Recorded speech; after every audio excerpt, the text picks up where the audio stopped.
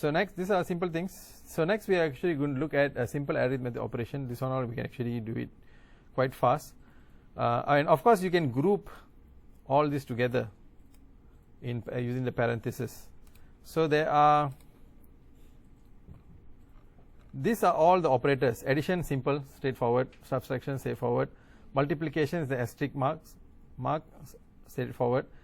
Division is the backslash. So you can see that this division gives you a floating point number if you use the division. What is modulus? Modulus actually gives you the remainder of the division. Now take note that modulus and floor division and division. So you should make sure that you clearly understand how this operator works, because these are the things also that will be tested in your test or in your quiz. Division means it actually gives you the complete answer in floating decimal number, if there is. Modulus gives you the remainder of the division, like 15 modulus 6. Why you get a remainder 3? Because the actual integer part is actually 2, right, which is 12. Then you get remainder 3. So modulus gives you the remainder of the division, and floor division gives you the integer part of the division. So if I use 15 double backslash 6, what is the output? 2 gives the integer. Is that clear? So you should be clear of the division, modulus and floor division. And of course exponent is by calculating the exponential, the power. So it's a double asterisk. Is that okay? Yes. Why in my Jupyter notebook don't have this picture? Oh, you don't have a? Oh. Yes. Okay. I understand why. If you double click on it, the source is okay. Sorry, the source is local. I have to push this to GitHub, then I'll give you another updated file. Sorry, I totally forgot about this. I updated the first one. I forgot about this one. Okay, the mistake is because the source is actually referring to the local file. The first one which I sent, topic 1, you're able to see the images because I pushed it into GitHub repository. So this one I have to do the same. Obviously I forgot. Okay, never mind. I'll update that. Thank you for letting me know that. So let's go back to, so later point of time, when I give you the updated one, you just double click on the cell. You just need to change the source only, this one.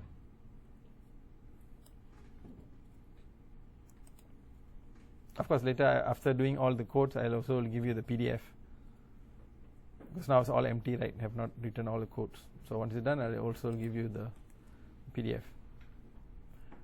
So let's quickly actually try something. Let me go back to RISE. So let's do a simple arithmetic operation, 5 plus 3 minus 6. Now if we execute this, also for run calculation for integer. for where? For this one, is it? No, don't have to. You don't have to. Okay, the cell of Python, you can immediately use it like a calculator cell. You don't have to actually define the variable. It is smart enough to know what is the type of variable. So accordingly, like for example you mentioned about assembly, right, or C. Actually in assembly also, whenever you want to store an 8-bit value, depending on the type of file register, if you can only store 8-bit, then you need to only define that one particular location, right? But if you are saving a double byte, you have to store in 2 locations, right? It's known as one word. But you are actually doing that memory allocation, right, in program memory, for example. Now here in Python, it's high level language, it does the assigning of the memory location by itself. So you don't have to very bad to store how many location to allocate. So it makes it more efficient that way. Same with C also. But here you don't even have to define the integer. It actually knows. Is that okay? Now in terms of precedence, let's say if you have another one, we say 20 minus 4 times 8. Now, which operation has the highest precedence? Yes, the multiplication. The previous one, you see, we have addition and also subtraction, right? So, positive and subtraction has the same precedence. So, in that case, it always takes from the left hand side. But now, if you see, you have both two operations, multiplication as well as subtraction, and subtraction has the higher precedence, right?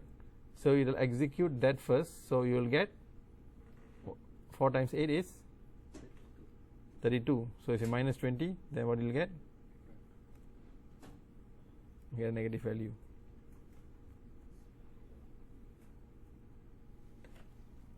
Is that okay in terms of precedence? So you can also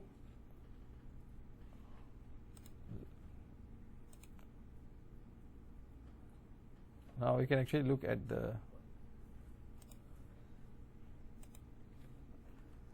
ChatGPT.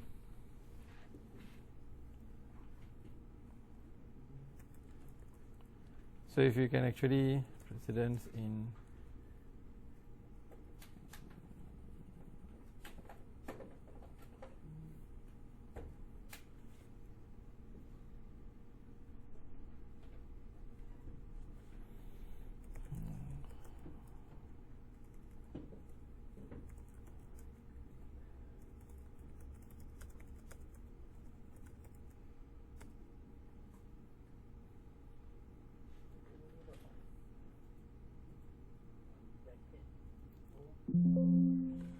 battery is running low.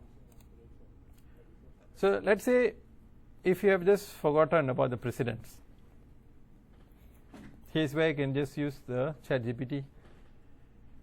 So here you can actually see this is the general precedence hierarchy from highest to lowest. Whatever in the parenthesis, that's the highest. Okay, you'll see here. I'm not looking at the screen all the time, so let me know if it's not. You see the parenthesis has the highest precedence, followed by what? Exponential values, and then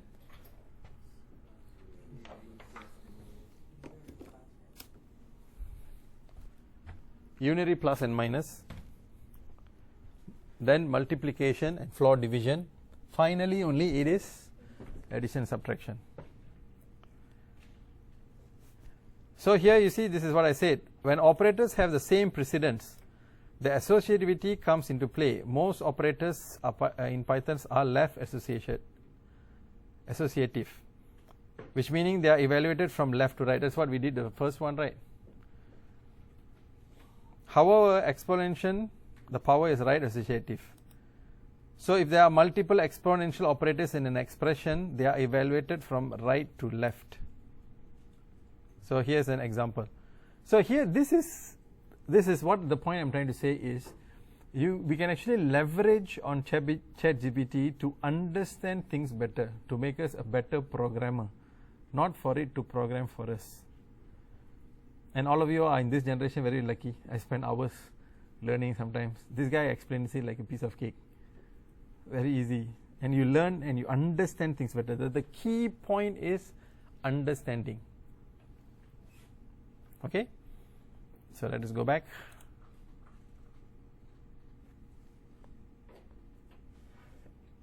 So just now we mentioned about the parenthesis, right? The bracket, parenthesis. So let's say if we do 20 minus 4 times 8, then divide by 3. So in this case, which one it will do first? Inside the bracket, and then only it will perform the division. So definitely this time we already got negative 12, right? So negative 12 divided by 3 is a division. So you will get negative. Now do you notice something, that it always gives a decimal value for division?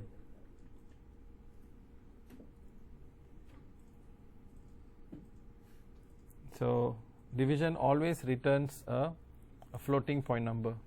So let's say if you take another example, 10 divided by 4. If I moved on a bit fast, just let me know. Huh? Is everyone okay? Is everyone typing and doing? So get stuck, just let us know.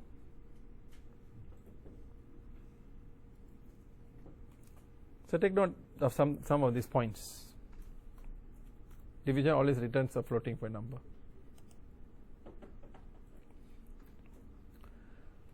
So if you will notice that the integer numbers earlier that we actually used, the number 20 is actually a type integer, whereas 2.5 is a type float. And if you want to get an integer result from the division by discarding the fractional part, then we can actually use the floor division. Remember what the floor division? Floor division will just give you the 2. Just give you the integer part only. So if the same one, if we try to do 10 floor divide by 4, you get only 2. Just now when you perform the division, you get 2.5. Is that okay? Now let's say if we want to calculate the remainder, then we use the modulus operator. So let's say if you have 10 modulus 4.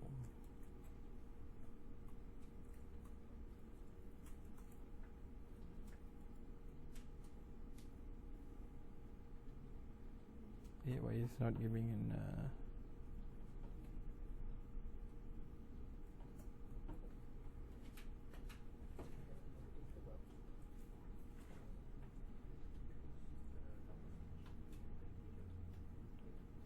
why this is also giving the, let's see.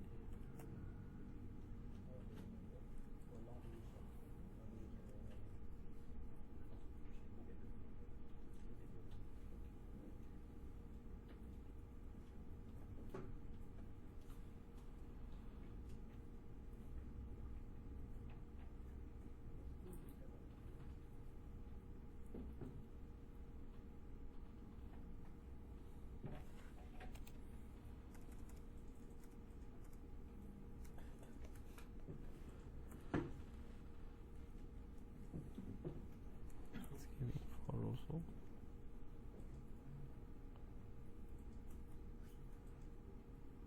Oh.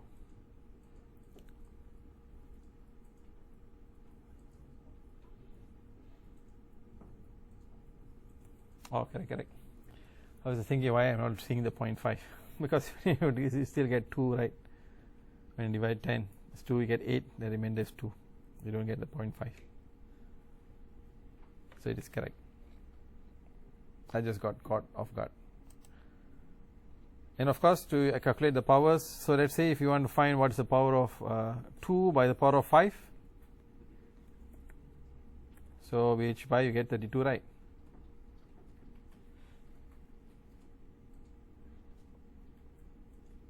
So it's not the one remainder part. This one? Yeah. Uh-huh. So it's 2, is it? Yeah. I think you were expecting the 0.5, right? Yeah. 0.5 we got is because it's actually doing completing in terms of the floating number. But what when you do the 10 divided by 4, is actually the integer is 2, 8, the remainder is 2. That's why I actually got 2. But if you solve that, then you get 2.5, right? If you solve that, then you get 2.5, but the module is only taking the remainder, so that's why. Any question up to this point? Now this is one thing that you want to also take note, that when you have a mixed type operands, do you understand the meaning operands? So operate on operands. The numbers are actually the operands, which has negative value or positive value. So those are the operands. So operation of mixed type always will return back a float point. So it will never give integer. So let's say, for example, this is one way that you can immediately do, is you can actually use the keyword type, and you can straight away perform the operation inside that parenthesis, inside the bracket. So let's say if you have 4 times, let's say 3.4. So this is integer multiply with float point number. So by default you will get float.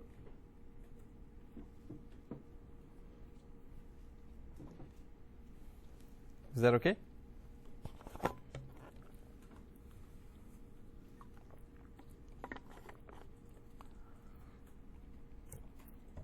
Can we move on?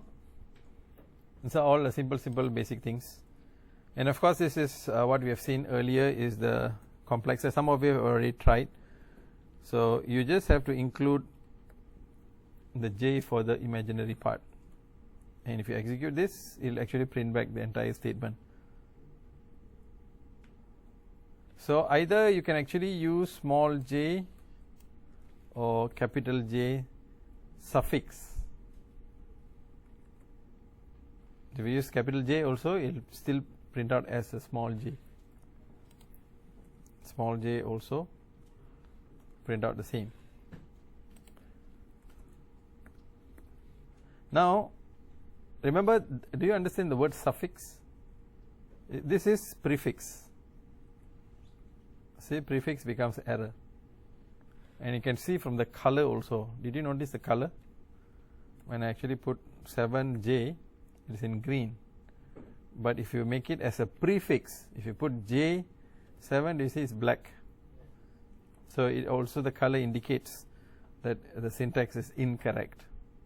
So mine, there's no color. That is because in Google Colab. This is in Jupyter Notebook. One thing about the Jupyter Notebook is that it is much more interactive, and it is color based.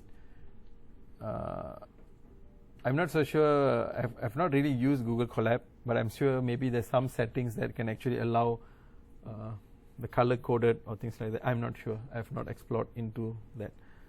But Jupyter Notebooks allows you to do that. But the note here is suffix, not prefix. Okay. So next, as I mentioned,